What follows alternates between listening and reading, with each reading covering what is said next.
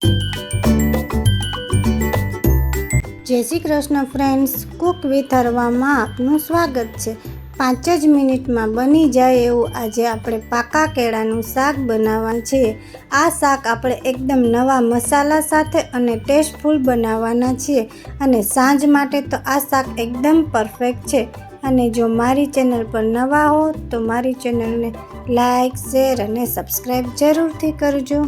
સૌ પ્રથમ આપણે એક પેસ્ટ બનાવીશું। અડધી ચમચી ધાણા જીરું, 1 ચમચી લાલ મરચું પાવડર, અડધી ચમચી ગરમ મસાલો, સ્વાદ અનુસાર મીઠું, 1/3 ટેબલસ્પૂન હળદર અને 4 થી 5 ટેબલસ્પૂન પાણી એડ કરી લિક્વિડ જેવી પેસ્ટ બનાવી નાખશું। આ રીતે પેસ્ટ કરવાથી શાકનો કલર એકદમ સરસ આવે છે। હવે આપણે વઘાર કરીશું। 3 ટેબલસ્પૂન તેલ એડ કરીશું, અડધી ચમચી જીરું એડ કરીશું, 1 ટેબલસ્પૂન આદુ મરચાંની પેસ્ટ એડ કરીશું અને સૂકા લીમડાના પાન એડ કરીશું। 1 મોટું ટમેટું એડ કરી એકદમ સરસ રીતે 2 થી 3 મિનિટ આપણે ચડવા દેશું। ટમેટા એકદમ ગ્રેવી જેવા થાય ત્યાં સુધી ચડવા દેવાના છે। તમે જોઈ શકો છો કે ટમેટા ધીરે ધીરે એકદમ સોફ્ટ થવા લાગેલા છે।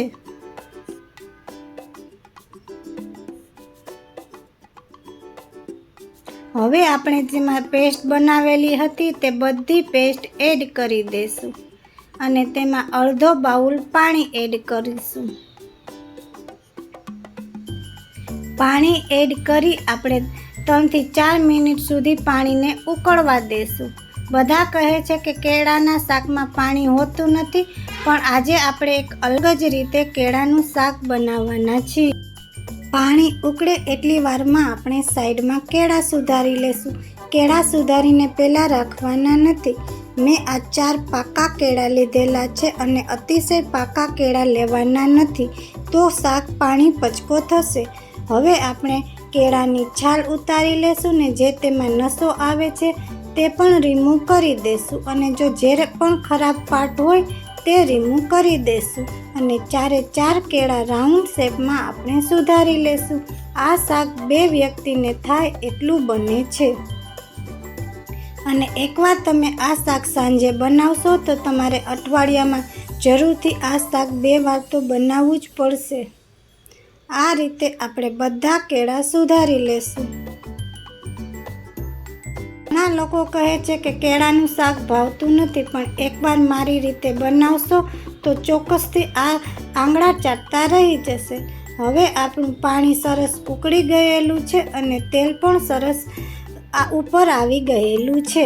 તમને લાગે કે ગ્રેવીવાળું શાક બનાવેલું છે, પણ આપણે ગ્રેવી પણ બનાવેલી નથી। કેળા સમારેલા છે જે સાઈડમાં રાખેલા છે તે આપણે એડ કરી દઈશું। બધી વસ્તુને બરાબર મિક્સ કરી અને 1 મિનિટ સુધી ચડવા દઈશું। ગેસની ફ્લેમ મીડિયમ રાખવાની છે। અત્યારે જે ફોડવા કેળાના જે દેખાય છે તે શાક ચડી જશે એટલે તેનો કલર જ ચેન્જ થઈ જશે અને કોથમરી અને આપણે 1 લીલું મરચું એડ કરીશું। તમે જોઈ શકો છો કે કેળાનો કલર પણ ચેન્જ થવા લાગેલો છે અને શાકનો કલર પણ ચેન્જ થવા લાગેલો છે। આપણા એકદમ પરફેક્ટ કેળા ચડીને તૈયાર છે કેળાનું શાક અને હવે આપણે આ ગરમ ગરમ ભાખરી કે રોટલી સાથે સર્વ કરીશું। આ શાક જ્યારે તમારે જમવા બેસવું હોય ત્યારે જ બનાવવાનું છે। બનાવીને રાખશો તો તેનો ટેસ્ટ એટલો સરસ નહીં આવે જેટલો ગરમ ગરમ શાકનો ટેસ્ટ આવે એમ। અને જો મારી રેસીપી પસંદ આવી હોય તો મારી ચેનલને લાઈક, શેર અને સબસ્ક્રાઈબ જરૂરથી કરજો। જય શ્રી કૃષ્ણ ફ્રેન્ડ્સ।